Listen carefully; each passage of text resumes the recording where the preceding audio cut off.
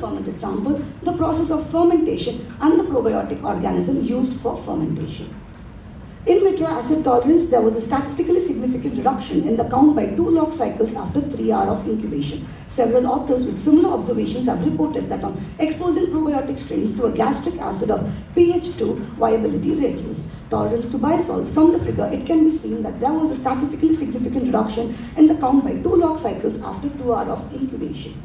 Moving on to the results of tolerance of L. plantarum in fermented rice bran drink to the simulated gastric juice. From the table presented, it can be seen that there was a significant reduction by 3 log cycles in the viability at the end of 3rd hour. As the time increased, the viability of L. plantarum in the fermented drink decreased. A reduction in the viability and survival rates due to the extreme pH of the stomach acids has been reported by various researchers. This restrains the performance of the probiotic microorganisms from delivering the therapeutic benefits to the digestive system. Next is the tolerance to L. plantarum in fermented rice bran drink to the intestinal juices. The viability of L. plantarum in the fermented drink after the 3rd hour showed a very minimal reduction in the presence of bile and absence of bile. However, at the end of the 6th hour, there was a significant reduction by 1 log cycle in SIPB and SIP. Clinical trial demonstrated that the selection of strain plus the food matrix used plays a crucial role in the probiotic survival in a simulated environment of gastric and small intestinal juices. If the viability of probiotics in food product ranges from 10^4 to 10^6 CFU after gastric digestion while also maintaining its probiotic characteristics, it can be considered as a good probiotic. In the present study, the viability of L. plantarum was 10^4 after gastrointestinal transit, indicating that the L. plantarum could have withstand the harsh conditions during the digestions. This implies that rice bran is a good food matrix which could have protected the microorganisms from the harsh gastrointestinal conditions. Thus, the rice bran drink fermented by L. plantarum can be considered as a good probiotic. However, to enhance the viability of L. plantarum in fermented rice bran drink, the use of stabilizers or microencapsulation technique may be considered for future research. In this study, the pass of the rice bran drink fermented by L. plantarum had a positive value of 1.90 plus or minus 0.05, revealing that the rice bran had supported the growth of probiotic strain L. plantarum.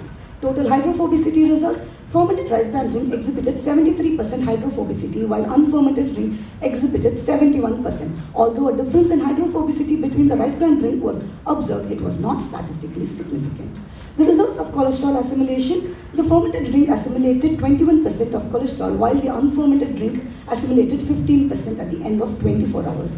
Hence, the probiotic strain was able to assimilate cholesterol from the cultural medium, thus exhibiting a cholesterol lowering effect and in vitro condition. Since the results of the phase 2 clearly indicated that after 30 hours of fermentation, the rice bran fermented by L. plantarum exhibited better nutrient, physicochemical, phytochemical, in vitro, antioxidant, anti-inflammatory in comparison to the unfermented drink, it was considered for further analysis in phase 3 and phase 4. Therefore, in the phase 3, the rice bran fermented by L. plantarum was assessed for various parameters on storage at 4 degrees Celsius for a period of 4 weeks. In phase 3, the first activity was the assessment of toxins. Results are presented in the table. The analyzed toxins were below level of quantification. Similar results were being seen for the heavy metals assessed. From the results, it can be observed that the OCPs, OPPs and the pyrethroids analyzed were also below the level of quantification in the rice bran drink fermented by L. plantarum. Thus, the absence for the aflatoxins, heavy metals and pesticide residue in the rice bran drink fermented by L. plantarum clearly indicate that the drink was free of such contaminants and was therefore safe for conduction of sensory evaluation.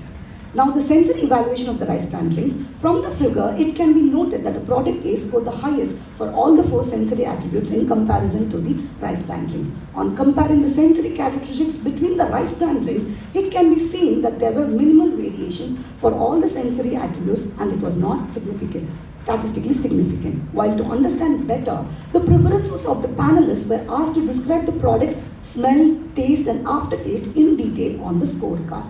The rice bran drinks were ascribed as one with strong fermented smell, pungent taste and a very brief unpleasant aftertaste. So, to meet the sensory requirements of the rice bran drink fermented by L. plantarum, the use of natural flavor enhancers may be explored to improve the taste and consumer acceptance. Results of the phase 3 storage of the fermented drink when stored at 4 degrees Celsius are discussed in the following section. For the nutrient analysis, there was a significant change seen in the nutrient content during storage. The carbohydrate, protein and fat content showed a significant decrease in values from day 14 onwards. Similar observations were made for the vitamins and minerals. Studies by several other authors on fermentation of rice bran by fungal spores reported a decrease in the nutrient content. The decrease was attributed to the microorganism using the nutrients for their growth. The physicochemical changes during the storage is presented here. pH, an increase in pH was observed over storage. Generally during storage, pH decreases, but in this study, an increase in pH at the end of the storage period was observed. A similar observation was reported by Vahidi and Ranadira in their fermentation experiments. During fermentation, in the initial days, sugar is used, but once depleted, the microorganisms act on the proteins. The breakdown of proteins caused a slight increase in the pH. In the present study, similar observation was made, and the increase may be attributed to the same reason. Now, the total soluble solids and the acidity of the fermented rice bran drink exhibited significant reduction from day 1 to day 28 during the course of the storage period. The reason for the decrease of total soluble solid content could be due to the utilization of sugar in the drinks by the probiotic strains. Moving on to the alcohol content, there was a significant gradual increase by day 28, but still less than 0.05%. Since the final product containing alcohol was below 0.5%, according to the FSSI, the rice bran drink fermented by L. plantarum can be considered as a non-alcoholic drink. In this section, the microbial analysis of the fermented drink on storage showed the L. plantarum in the fermented drink had maintained the viable numbers up to day 14, and by day 21 there was a 2-log cycle reduction. Studies have reported a gradual decline in the viability of probiotics on storage. Factors that could improve or support viability of probiotics have shown that addition of prebiotics and factors such as protectors or carriers of the probiotic microorganisms increase the probiotic counts during storage. However, in the present study, the probiotics depended solely on what the rice bran matrix offered, and no other supporting materials or nutrients was added besides this. This being the case, the fermented rice bran drink showed a good viability up to day 14, after which there was a gradual decline. Next, the phytochemical analysis. There was no significant change in the total phenol and flavonoids between day 1 and day 14, but a significant reduction was observed after that. Researchers explained that lactic acid bacteria metabolize polyphenols and use them as a carbon source for growth, which results in the decrease of total phenolic count. Analysis of the anti-nutrients during storage is presented in this section. In the present study, there was a gradual decrease in the anti-nutrients as the storage time increased. Trypsin inhibitors reduced by 29.45% and tannins by 36.98%. Similar reductions was reported by Rahman and Osman during fermentation of sorghum and attributed the reduction to the microbial activity. Moving on to the phytates, this reduced by 78.75%. Sulendra and Pomulu reported similar observations while fermenting rice bran with LAB and attributed the reduction to the pH silage environment that could have produced an ideal environment for the phytates to act. Similarly, in the present study, the pH of the rice bran drink L. plantarum ranged between 4.25 to 4.9, indicating that this was perhaps a conducive pH for the phytase activity. The antioxidants assessed on storage showed an increase in IC50 value, and this was observed across all the 3 assays. An increase in IC50 means a decrease in the antioxidant activity. Similarly, Sulalahi and Kokawar also observed a decrease in the antioxidant levels in their experiments during storage. In this study, a decline in the antioxidant activity of the fermented rice bran drink during storage was potentially due to the decreased level of key antioxidant compounds like phenols, flavonoids, and ferulic acid.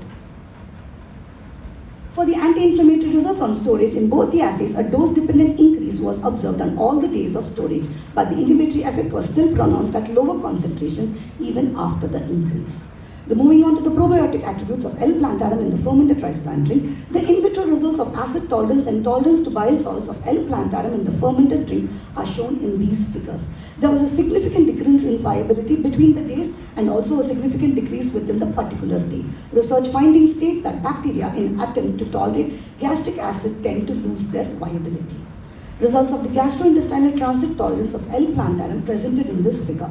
From this figure, it is evident that the cell viability decreased as the storage time progressed. The viability of L. plantarum within a particular day also showed a decrease after 3rd hour. The figures here depicted the results of viability of L. plantarum in rice bran on exposure to intestinal juices. In the present study, it can be noted that as the day's storage increased, there was a concomitant decrease in the tolerance to intestinal juices. Several authors have reported that the gastric resistance of probiotics in fermented products decreased during storage, attributing to the factors like additives, preservation methods, and storage temperature influencing this decline. Several studies have reported good probiotic efficacy for products based only on the total bacterial count levels. However, in the present study, analysis was carried out beyond this point for the viability of organism on exposure to simulated gastric and intestinal conditions and in vitro conditions, giving a better understanding of the probiotic efficacy of L. plantarum in the fermented rice bran drink. This makes it clear that such analyses are absolutely essential before declaring a food product to have a good probiotic efficacy. PAS score on storage, a significant reduction in PAS was observed by the end of storage. Nevertheless, the substrate maintained a positive score until day 28.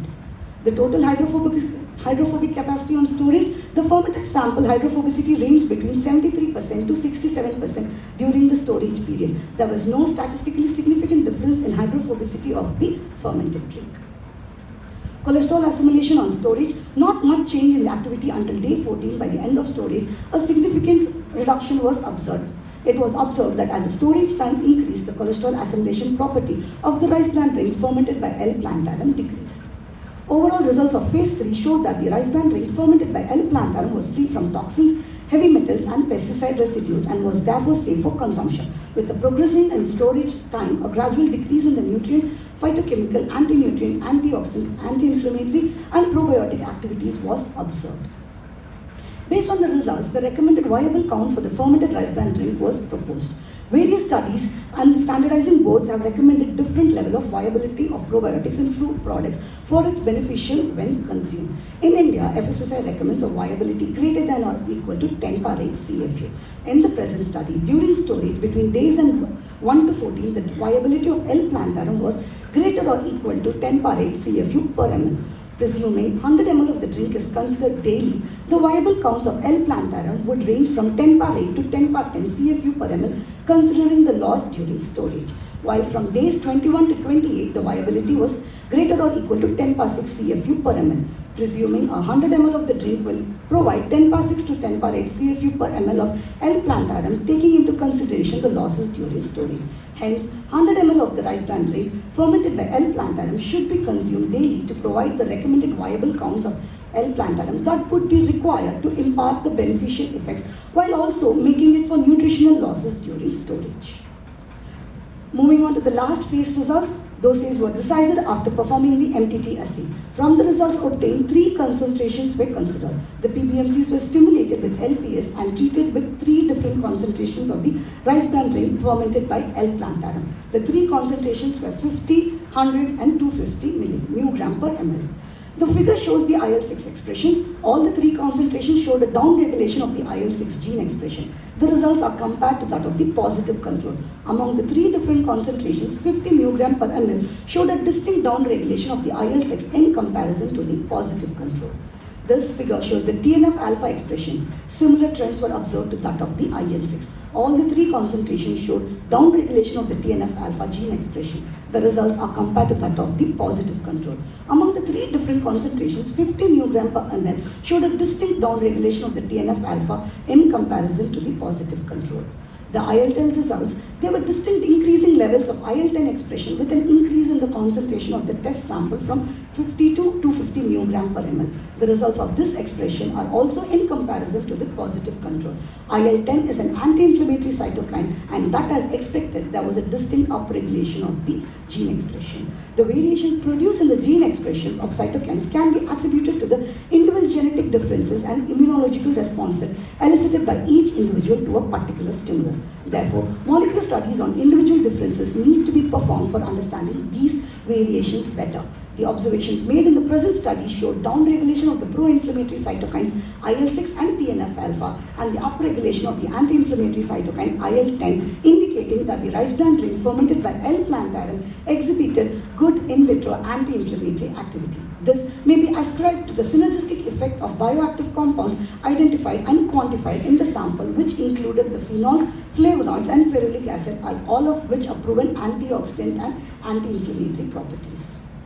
Key findings: L. plantarum adapted better than the L. rhamnosus to the fermented rice bran as evident by the higher viability. Rice bran drink fermented by L. plantarum exhibited superior nutrient, phytochemical, antioxidant, anti-inflammatory and probiotic properties compared to the unfermented rice bran drink. The fermented drink demonstrated good in vitro gastrointestinal transit tolerance and cholesterol assimilation ability, indicating potential cholesterol lowering effects. The drink showed excellent prebiotic activity, making it suitable as a substrate for L. plantarum growth. Fermentation enhanced the availability of bioactive compounds and nutrients in the rice bran drink. The observed functional attributes are likely due to the synergistic effect of fermentation, bioactive compounds, and the probiotic L. plantarum. The fermented rice bran drink maintained viable counts of 10 power 6 to 10 power 8 CFU per ml when stored at 4 degrees Celsius for 4 weeks. The drink was free from specific spoilage and pathogenic organisms, making it safe for consumption. A recommended serving of 100 ml of the fermented drink may provide therapeutic benefits, though clinical trials are needed for confirmation. The drink is safe, non-dairy, plant-based, non-alcoholic, affordable option with potential antioxidant, anti-inflammatory, cholesterol-lowering, probiotic and prebiotic properties. Further in vivo and molecular research is needed to understand the mechanisms behind these functionalities. This study opens up the possibilities for using fermented rice bran in functional foods, particularly beneficial for those with lactose intolerance, milk allergies, and for cholesterol-lowering benefits. Limitations of the study: 1. The viability of L. plantarum in the fermented drink was assessed only for the gastrointestinal digestion. The simulated conditions could have been extended from mouth to ileum to draw a complete picture of the digestion of the drink. 2. In determining the in vitro anti-inflammatory efficacy of the drink, using RT-PCR as a small sample and only one housekeeping gene was considered as a reference gene since the procedure was very expensive. Recommendations for future research: in order to increase the credibility of the finding for the in vitro anti-inflammatory activity of the rice bran drink fermented by L. plantarum, a larger sample size and 2 housekeeping genes may be considered. The effect of the rice bran drink fermented by L. plantarum can be investigated on specific inflammatory conditions. Microencapsulation of the probiotic strain to increase its viability and addition of natural flavor enhancers may be explored. Conclusion: this research highlights the potential of fermented rice bran drink as a novel, non-dairy functional food with multiple health benefits. The developed drink offers a safe, affordable, and versatile option for consumers, particularly those with dietary restrictions. While these findings are promising, further in vivo studies and clinical trials are necessary to fully understand the mechanisms and confirm the therapeutic benefits. This work paves the way for innovative applications of fermented rice bran drink in the functional food industry, potentially addressing health concerns such as oxidative stress and inflammation. Thank you.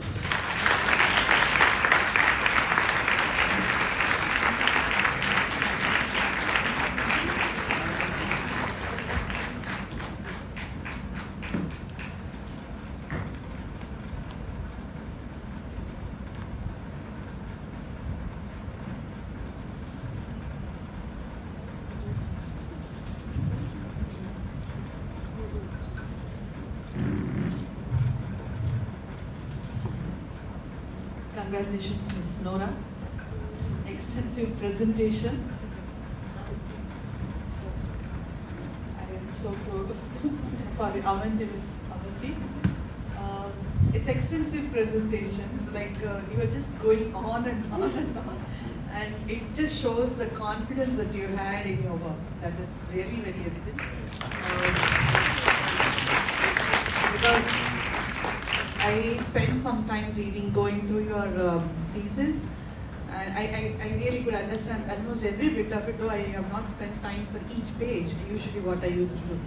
But whatever has been present there, everything was here and everything you were explicitly explaining. Congratulations for that, and I should congratulate Dr. Nora for having guided you to this extent. So now the floor is open to question by the audience, and then we will follow up with the examiner's question.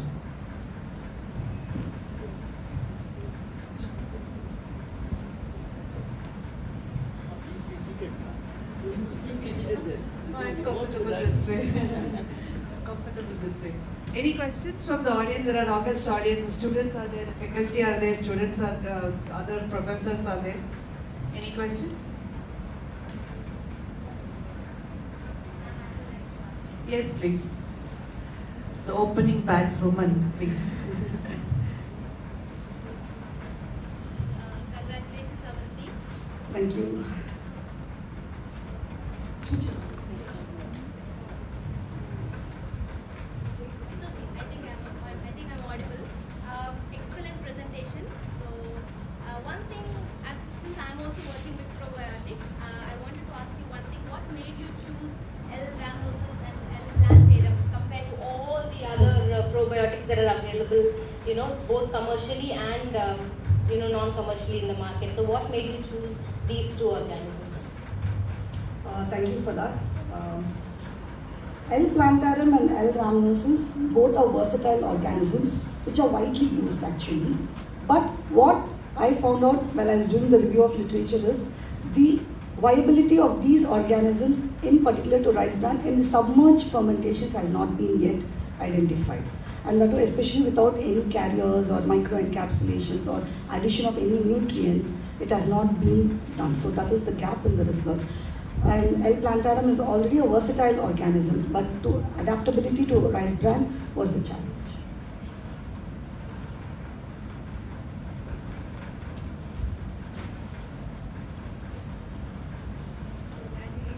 Congratulations, Avanthi. That was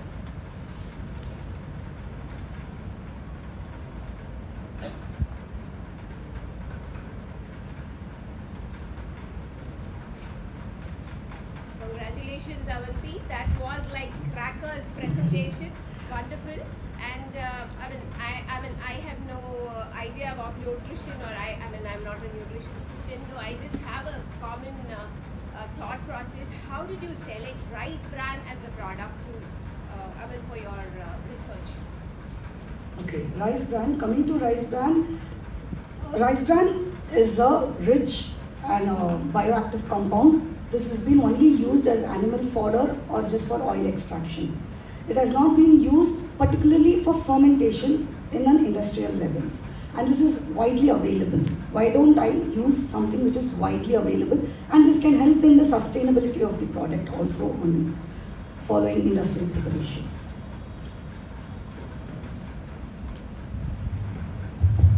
Congratulations. A beautiful presentation by you. Thank you. Though I'm not a science student, you took a lot of time to present, and I think so a lot of research has been done by you to present today.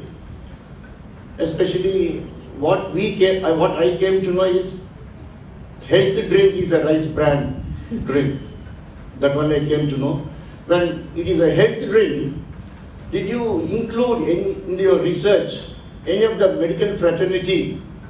Because unless and until a medical fraternity advises to take this kind of health drinks, I don't think a common person will be able to take these drinks and be healthy.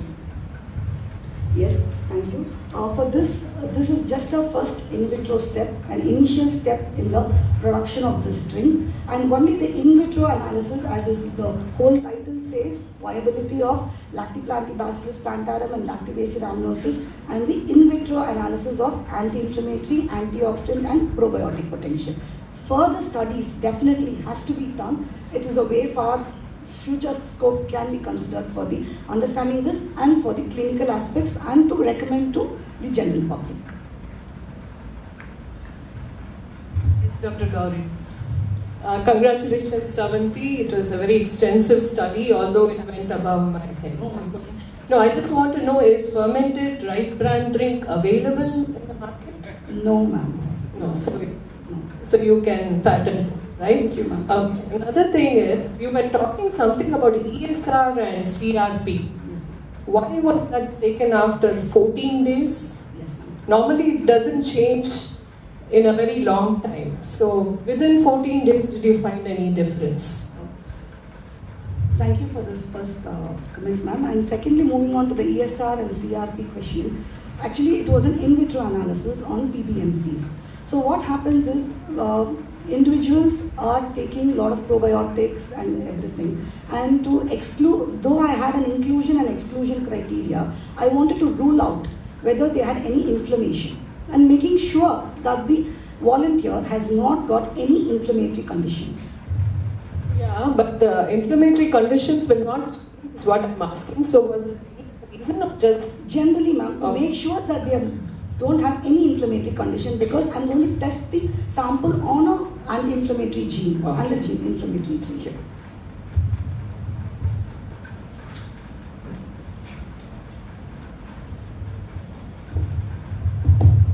Thanks, that was very nice.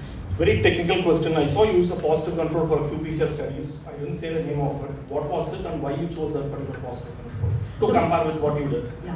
The positive control here used was the PBMCs with LPS, and to understand the upregulation of the product used here, or the downregulation in comparison to the positive control. Here the negative control was without any treatment, no treatment. In my study, the negative control was not treated cells, non-treated cells, whereas the positive control was the treated cells with the LPS. So the result was compared to that of the positive control, and on inflaming the cells and comparison with the treated cells of the LPS plus the drink. How does it react to the positive control? Congrats, Avanthi. It was a very fast-paced presentation, but still we could understand that. But I'm not going to ask an intellectual question. As a housewife, do you intend to bring it to the houses for everybody's consumption? Is it a probiotic drink or a medicine? A medicine converted into a drink, whatever it is. Your explanation is better. Thank you. This is just a very, very initial step in my research. So I have a long way to go to understand from the in vitro to in vivo research, and then upscaling it to a clinical research and doing further analysis, and then after that the scale up and the industrial production is a long way, but definitely one of my objectives is to convert this product to a household product. But now it was only analysis was done only in an industrial level.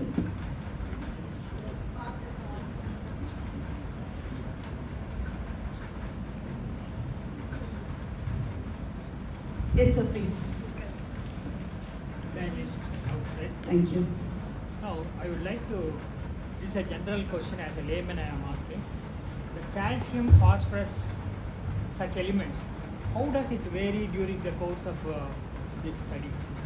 Because it seems to be varying during 14th day or 20th day, like that. These are our elements. How can it vary its concentrations? Here we have used How it is measured? Here we have used the microorganism. The microorganism L. plantarum depended as a source in the rice bran for it to be used as the nutrients for its growth. And we can see that during storage, it has been maintained from day 1 to day 14. So how did the microorganism survive is from the nutrient support from these minerals and vitamins. Where from these ones? It's from the rice bran. The rice bran would have released these compounds into the drink. On fermentation, these have been released into the drink. Hello. Congratulations, first of all, for your unique topic and in-depth research on this, and well presented so far. One doubt I have that in starting slide you have mentioned this rice bran fermented it's helpful in communicable diseases and cardiovascular disease and diabetes especially, and not mentioned about peptic ulcer. So what is the impact, health benefit for this particular health for this peptic ulcer? Actually, I've just told that low-grade inflammation and oxidative stress may be the cause of these diseases. It's a non-communicable diseases. To name a few, I've named cardiovascular diseases and this. But this drink is only treated on the anti-inflammatory genes. It's a first initial step. To assess on a particular disease condition, we will have to pick particular genes, particular pathways to understand the efficacy of the rice bran drink fermented and the gene inflammation, whether it is upregulating or downregulating. Thank you.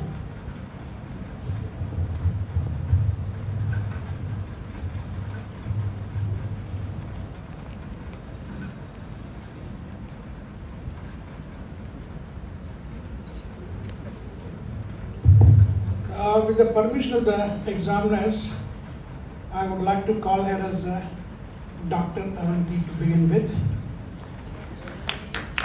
I would like to share one particular instance during my childhood. We had a rice mill in our village, and the rice bran which we were getting it was sold by my grandfather to mix with it and make it biscuits. Correct? Yes. But today, we find that rice bran biscuits are not in the market. Could you please explain why so? If it is so healthy, why it has been discarded, and what influenced the other chemicals to come in place of rice bran? Rice bran is a very good product, as you say, sir. It has got a lot of bioactive compounds, as we see, and fermentation has enhanced the active compounds. The inclusion of rice bran and the maintenance of rice bran is a very big challenge. It easily gets rancid due to the lipase activity in the rice bran. So from the field to the production unit itself causes rancidity. So procuring the rice bran, stabilizing the rice bran, and addition of the rice bran to the biscuit is a very big challenge in such fast-paced life. That would have been the first reason, I feel. And the second thing, the chemicals are easier to procure, they are easy to handle, easily maintained, the shelf life is far better, minimal observation is required to see them. So all these easy-paced life has become the whole scenario nowadays.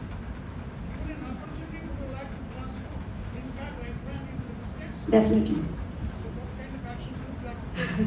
We definitely need to the... Yes. Definitely, sir, we can consider that.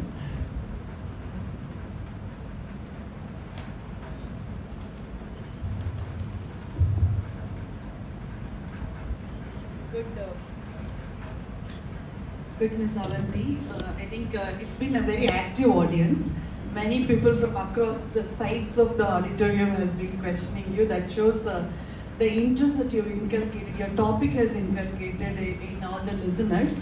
And I am also glad to just share some of the questions that has been raised by the external examiners. And your thesis, as you know, maybe have been evaluated by Dr. Charulata Mahanti of Tezpur University, Assam, and by Dr. Setu Batra from Indonesia. So I first, before I go into the questions, both the examiners have highly commended the thesis research work. There's something which not always happens. And also to my surprise, there are not many questions from the international examiner. Mostly the international examiner will be listing out a number of questions.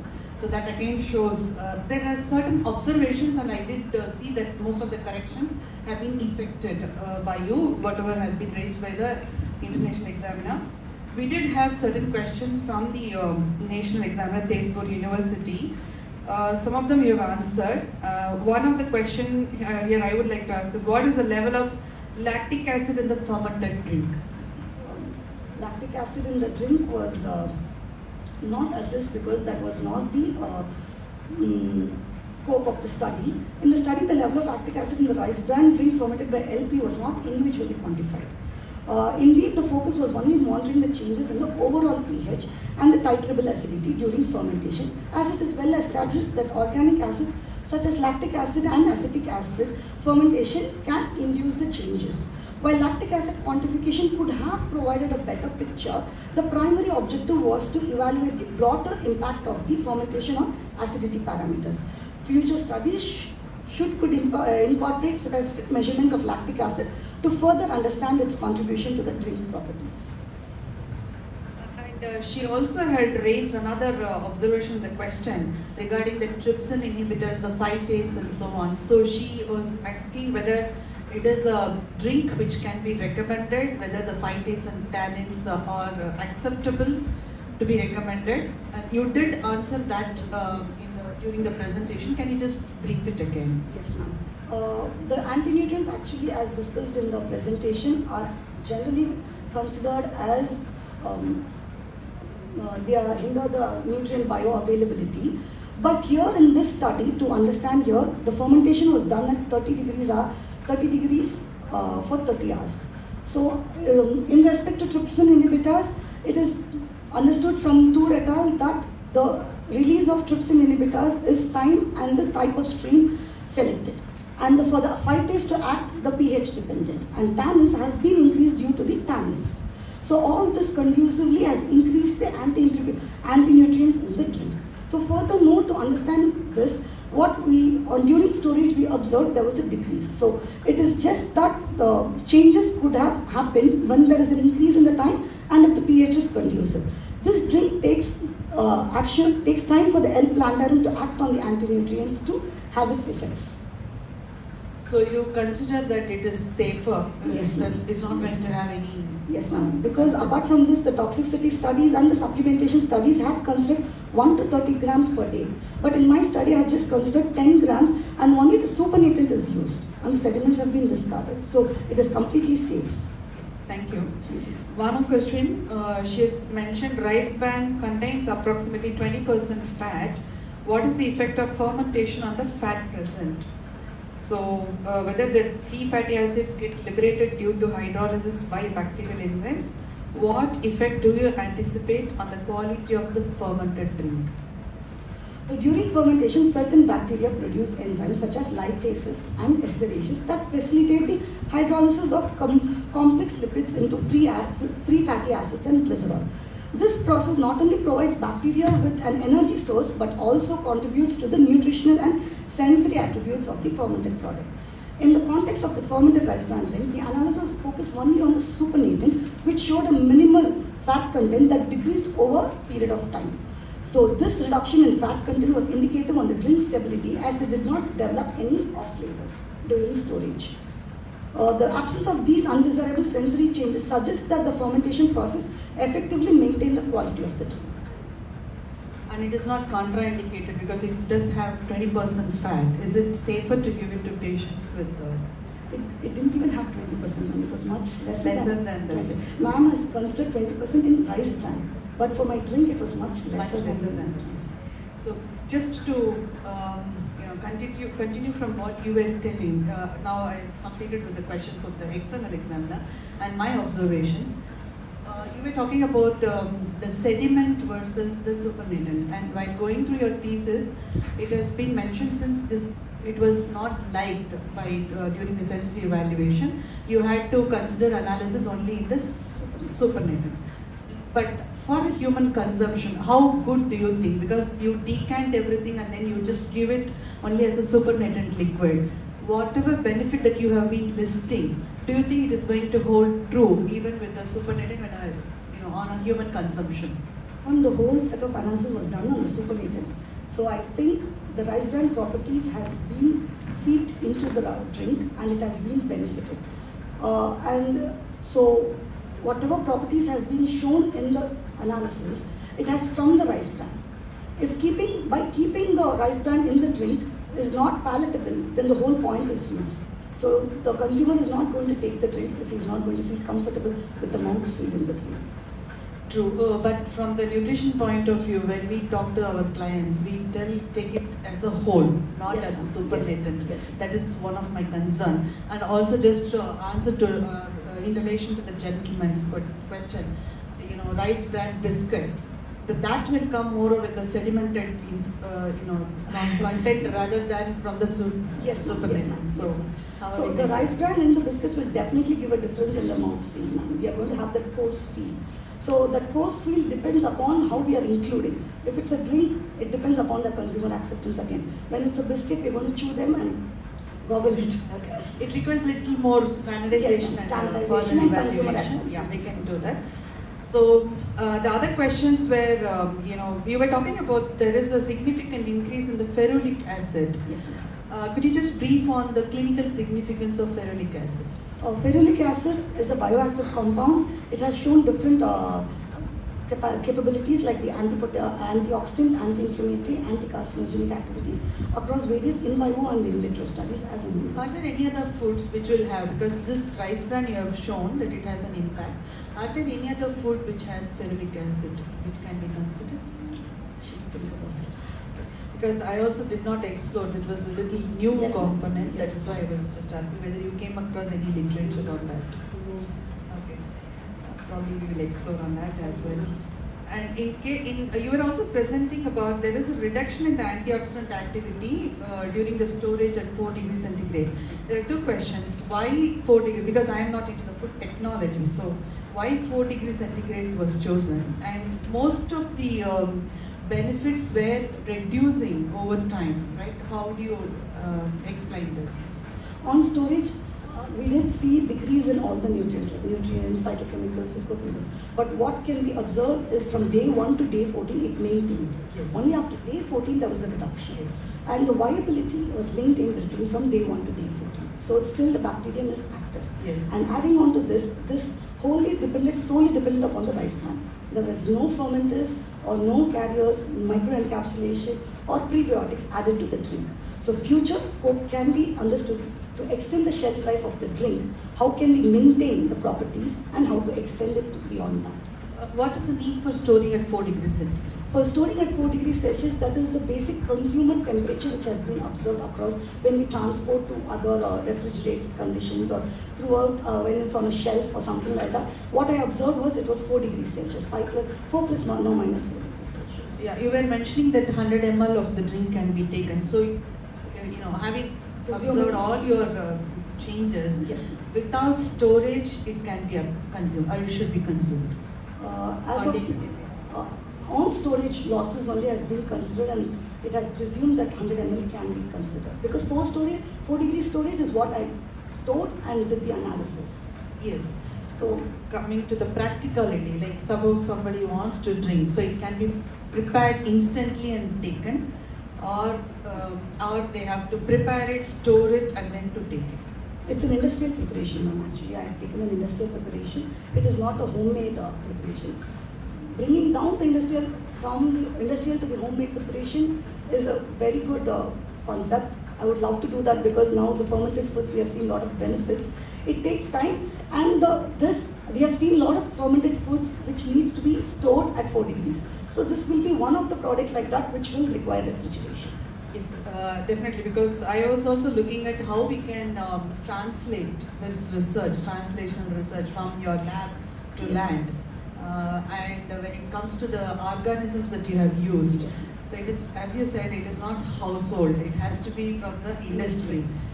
Because I was looking more into the similar study which we have done. Not similar to this extent, of course, but the clinical trial that we had done, we had kind of used a product which can be made by a household. They can be taking it. So that is where I was looking at how we can translate this. Exactly. What was the cost that all this process of yours was taking? How much you spent on your research work, totally on your lab works and so on? Must have been pretty expensive. Did you get any scholarship or anything? Must have been pretty. I don't want in the amount exactly, but we do understand the process. Whatever you have gone through, yes, must have been expensive, no? So that is one of the concerns also, in the sense to take it to the land, how it is going to be cost effective with respect to all the process. No, that is one of my concern. Other than that, you have explained a lot of things which I had written. So I do understand there are a lot of hard work that has gone into it, and just to address about some of the questions by the audience, whether it is a health drink or what it is, medicinal food, it is a functional food. You can't call it as a medicine or you can't call it as otherwise. It's a functional food, so I think that is where you have also mentioned in one of your discussion. So when it comes as a functional food, yes, as a clinical nutritionist, I would be more interested in something which can be easily prepared and consumed and acceptable by a layperson. At the same time, from the researcher point of view, you have to see to that how you can upscale it and then market it as well, because there is a lot of benefit in this. To answer to another question where it was asked by a healthcare professional, you have taken more into completely into scientific research based, and you have come up with an observation that it is good. Rice bran, again you have justified why you have chosen rice bran, which I also wanted to ask. The other one is, why did you choose the 2 microorganisms? Both have been explicitly answered by you. So rice bran, we do understand as was also pointed out, except for the oil that we have been very familiar, the other way that it can be used is not being explored very well. So that way I do congratulate both of you, the guide and the scholar, that you have explored on this rice bran, and you are, based on all your research, you are telling it is a very good prebiotic medium. I would call it as a prebiotic medium, and what you have developed is a symbiotic complex which has a beneficial role, which has been shown to be a beneficial role, and we need to further put at it. But whether a healthcare professional is required, I would say the nutritionist, I do feel it is good enough, because in most of the hospitals we prescribe, the nutritionists prescribe the health drink, whether it is the scientific formulas or whether it is the home-based formulas. So once the scientific evidence is there, the nutritionist will be able to take it up rather than depending on a healthcare provider as a medical professional. So that way I would be happy to say, like, to my clients, you use rice bran. Whatever fermentation is possible to be done, perhaps that can be done, right? Any fermented food based on rice bran, because from your observation I could see that it has a wonderful prebiotic impact, the prebiotic effect. So it's always good if anybody wants to use it, you can use the rice bran as a prebiotic medium and then ferment it with anything that we would like to do it and then consume to get the benefit. At the same time, we cannot declare, just to answer to another question, we cannot declare at this point of time, it has an impact on the NCDs, beneficial impact on the NCDs, unless we prove with a further clinical trial. So we won't be able to call it that it has something that you can, it can be recommended, for a therapeutic effect. So you have completed your preclinical trials, and it will be very nice if you can take it up as a clinical trial, also make the product available at the end of the day, because the hard work, the money that you have put in, right? Invariably what happens is that after the PhD, the thesis goes somewhere and the scholar also goes somewhere. Right? So to avoid that, I would really request you, or even to recommend you, please try to look at how you can popularize this. And many people are looking for the nutritionist to say what we are going to give them. So that way you have wonderfully done. I could see the amount of work that you have put in, and it's really wonderful. Hats off to you both, because though I'm not a food technology person, but I could see how much extensively the work has been, and a lot of things I learned also when going through the thesis. So congratulations to you once again, and to Dr. Nora. I think it's the time for me to, the tea time or the second that is we are all awaiting for. I'm glad having looked at your presentation and having you successfully defended your work. I'm glad to recommend to the university that Miss Avanthi can be now conferred as Dr. Avanthi. Congratulations, Dr. Avanthi. And, it is again my privilege, I thank the Almighty also, I'm sitting here in this auditorium very many times to confer the doctorate to many scholars. I thank the audience also, thank you once again, congratulations Dr. Avanthi. Dr. Nora, thank you, hearty congratulations to you and the work that has been done by both of you, elaborately. I don't know how many months or how many days and so on. Congratulations to both once again. Thank you all for the wonderful questions that you have been asking. It would have definitely made the scholar to feel very nice about answering all your questions. Thank you all.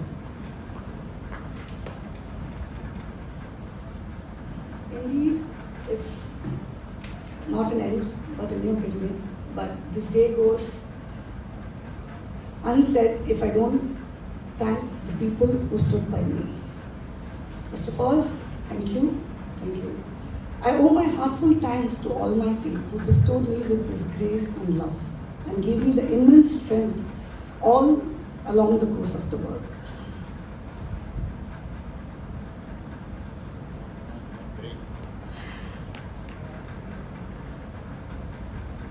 I extend my deepest gratitude to my supervisor, Dr. K. Nora Bigasmi, whose unwavering optimism, enthusiasm, encouragement and support were essential to the completion of this journey.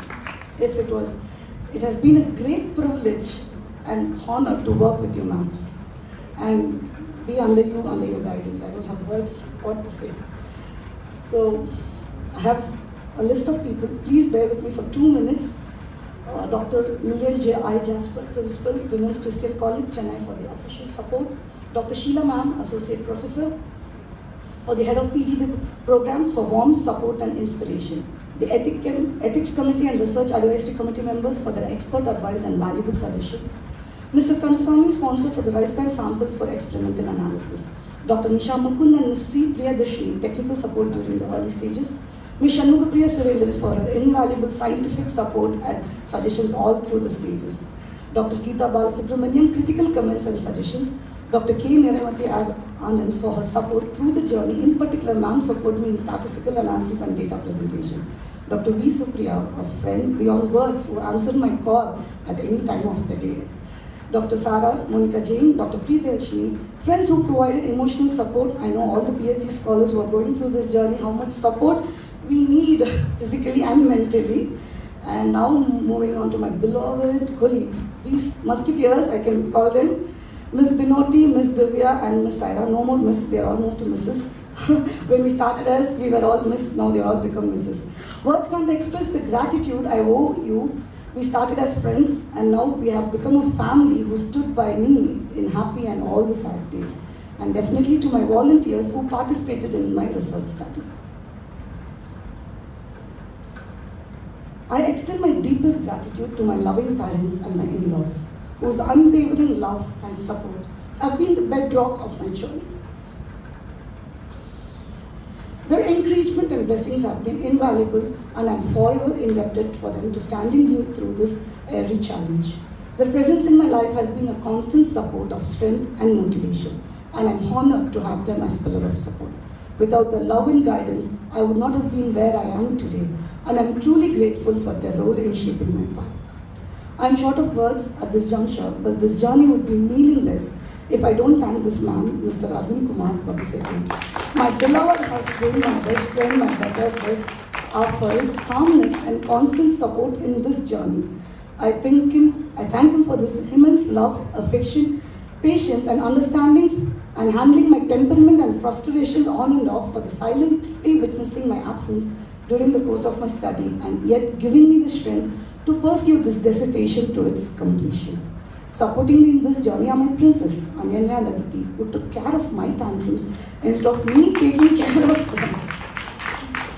Last but not the least, I thank all my family members, friends, and especially all the staff and students of Sri Kanika Parmeshwari Arts and Science College, for whom they have come all the way to witness my big day, and staff, friends of WCC, departments of various other departments who have come and made my big day here, and to my friends Emmy, Durga, Deevna, Malini, Dimple, Pearlie, Brenda, Varsha, Sandy, Renan, Sandhya and Renan, who are here today to make this day so beautiful. Thank you so much.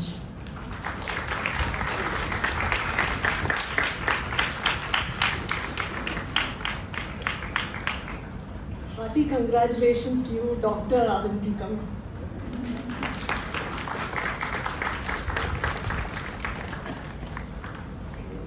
It is with immense joy and pride that I now address you as Dr. Avanthi. May this milestone mark the beginning of many more accomplishments, okay, in your academic as well as in your professional career. Having said that, you're coming back to us for the patenting. Okay? And as we come to the close of this significant academic occasion, it is my privilege to deliver the vote of thanks. First and foremost, I thank God Almighty for helping Avanthi to witness this day. It has been a journey for her in its true sense. So she has had a lot of ups and downs in her personal life. And she has been the sole caregiver to her parents, okay? And her father's no more. In this journey, she didn't have to witness that. But she was a wonderful daughter and a wonderful scholar. At the same time, I do not know how she managed both. So I have lots of lessons to take from Avanthi. Congratulations to you, Dr. Avanthi. I express my deepest gratitude to our respected principal, Dr. Lillian I. Jasper, for her gracious presence and constant encouragement. Heartfelt thanks to our external examiner, Dr. A.J. Hemamalini, for accepting our invitation and for sharing your time and expertise, ma'am. Thank you for your insightful questions and thought-provoking questions. I'm sure Avanthi will work on it. I sincerely thank Dr. Sheila John and Dr. Mary Pramida, heads of the Department of Home Science, PG and UG programs. A warm thank you to all the faculty members from Kanika Parameshwari College and the students, professors, eminent professors, retired professors, those who are in service now. And you were such wonderful audience. You asked such relevant questions. Thank you so much. I would request the family of Avanthi to please stand wherever you are. Husband, Mr. Arvind, Aditi and Ananya, and her mother-in-law and father-in-law. Wonderful. Her mother is here. So happy. Her mom is not keeping well, but in spite of that, she's come to witness this wonderful day. Thank you so much for being present.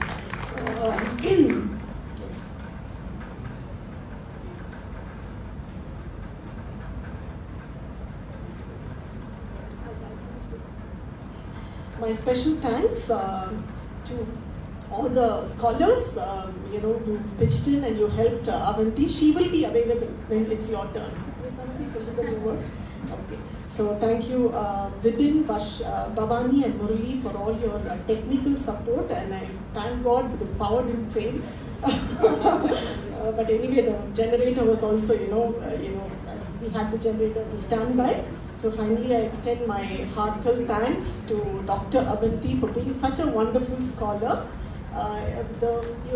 Avanthi, I have so much to take from you. Okay, I learned so many life lessons from Avanthi, and I have seen Avanthi grow from her MSc to her PhD. So I'm so happy for you, Avanthi. All the very best. Thank you all so much for being here. Thank you.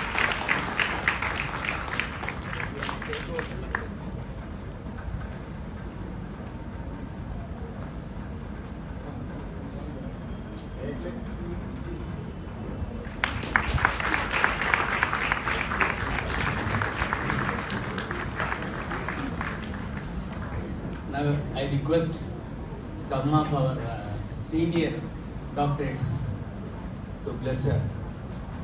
Over to Dr. N.R. Dave. He is a PhD from IIT. He is a very senior man. He has finished his thesis some 40 years back. I request him to bless her.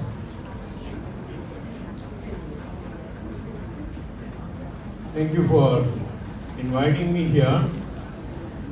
Though I am an engineer and educationist, nutrition is certainly a new subject for me.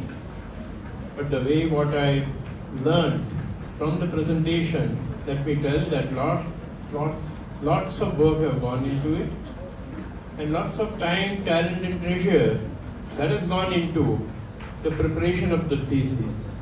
My hearty congratulations and blessings to Avanthi, Dr. Avanthi, right? From me, especially from all the schools of Hindu Theological Higher Secondary, where I am the president, and Sri Ramaluji, he is the secretary. So, hearty congratulations, and I am sure that our students also will gain from the knowledge of Dr. Avanthi, and she will often visit and also share her knowledge about the nutrition to all the students so that they can become better health conscious. And my congratulations to Sri Ramaluji, his family members, and what's your husband's name? Son's name? Arvind, yes. Arvind also must have, please come over here. Arvind and both the daughters, they have also sacrificed their time and also helped her in preparing. Because one thing, let me tell you, that I did my doctorate in the year 2010 on Hindu Science of Architecture at Madras University, and I know how my family members, they sacrifice my absence during my research. So it's a great thing that the family has supported, and this is a lesson for even Kanika Parmeshwari students. You know, they're nutrition students. One thing they must learn from the experience of Dr. Avanthi is that it's a vast field. It's not a limited subject that you just pass your degree and then forget about it. No, it's a vast field. You can do a lot of research, and that is what you can learn from the way the thesis was presented by Dr. Avanthi. Thank you very much for the opportunity. All the blessings again. Thank you, sir. Now I request Dr. J.V. Rao to bless her.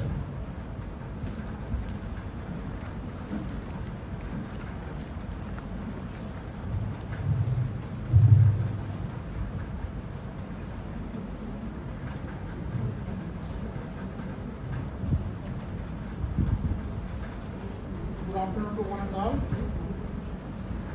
But I took the liberty of calling her Dr. Avanthi before the examiners had decided award. That shows the kind of presentation she has made. I was 101% confident that she will definitely clear it. While she was presenting it, though the subject is about 2 feet away from me, I know nothing about this particular subject. I am basically from engineering background. But it gave me a very pleasant moment, because I was able to recall my presentation of the doctorate way back in 1979 from IIT Delhi, where I found that on that day, when the examiners have told me that you are now, from now onwards, you are Dr. J.V. Rao. So the kind of pleasure, the kind of fulfillment I had, I am sure she also must be undergoing it. Now the difference between a man getting a doctorate and a woman getting a doctorate, there's a lot of difference. When I got my doctorate, I was also married. But then I very comfortably took leave from my family and stayed separately in Delhi, whereas my family was in Chennai. Whereas in her case, the kind of sacrifice she must have done, not only to the family but also to the academic life, she very successfully has done it. I take this opportunity to congratulate her. Not only congratulate her, but also congratulate her better off. Where is he? He's missing.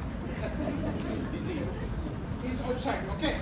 So he's too busy in arranging things. So you are lucky to have a husband like him who has cooperated with you. Not only he, but all his family. Because in today's environment, women should get equipped with this kind of knowledge, because gone are those days. Please come. I should first congratulate you for having accommodated her in completing successfully.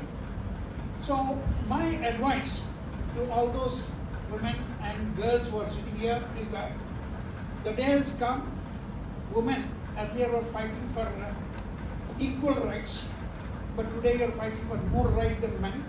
So we wish that you, not only as a doctorate to the community, but also you will help us to the society in bringing up the children.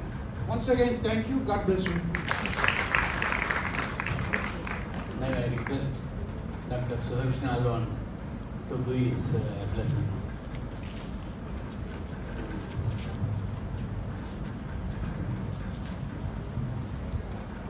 I pray the Almighty to bless the candidate and her family for her hard work and the fruit she had ripened in her studies.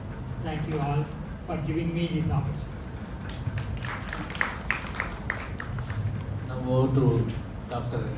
T. Vedagiri Rao. He was HOD, Professor, Vaishnav College. Just what has to be added is, it is retired professor.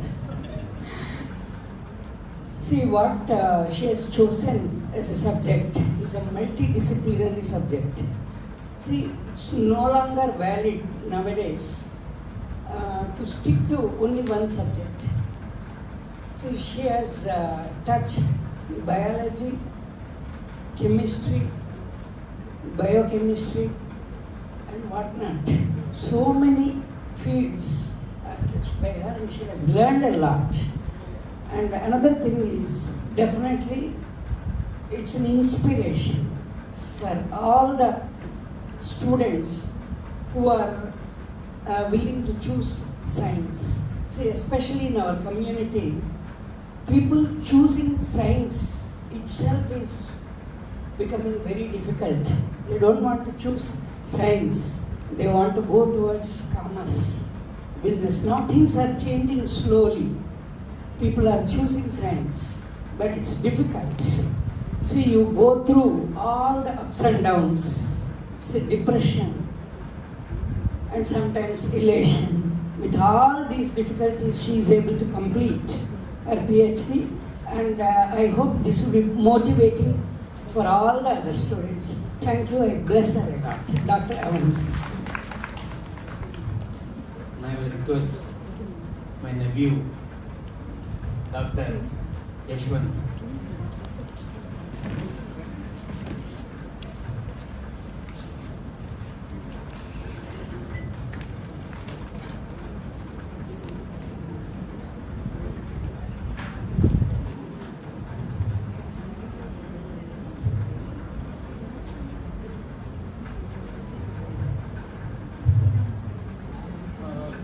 First of all, congratulations, Sulima. It was an excellent talk. Thank you. It was very nostalgic for me as well. I also finished PhD almost 10 years back now. I used to say to my friends during PhD there are only two things: either you sleep because you have very happy results, or you don't sleep because you have happy results, or you don't sleep because you have sad results. So in spite of all those challenges, I think Udar did a great job. And I actually also want to congratulate Anna and probably also give him like half of the doctorate to him for making this very good. Again, congratulations, Sulima.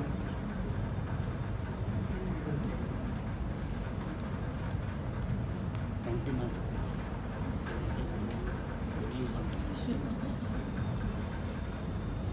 Over to Dr. Vanitha.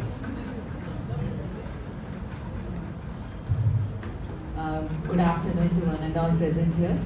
On behalf of Kaninga for Parameshwari, I congratulate Dr. Avanthi. And first and foremost, I would like to thank Sri Ramlu sir. If only he had not invited us, today we would not have witnessed such a wonderful presentation. So thank you, thank you, sir.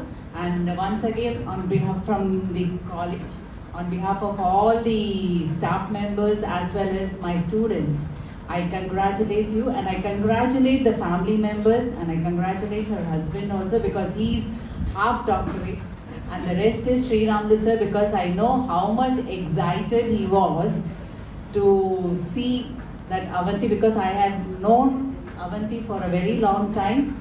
From the day she registered for her PhD, from that day onwards I know. So how much involved sir is with Avanthi's doctorate. Thank you, sir, for inviting us, and may God bless you with. And I just pray that you continue with this research and take it to the next level. Thank you.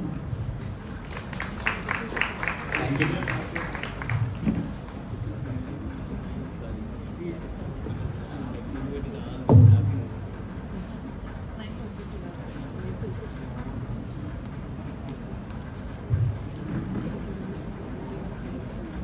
Thank you all for coming.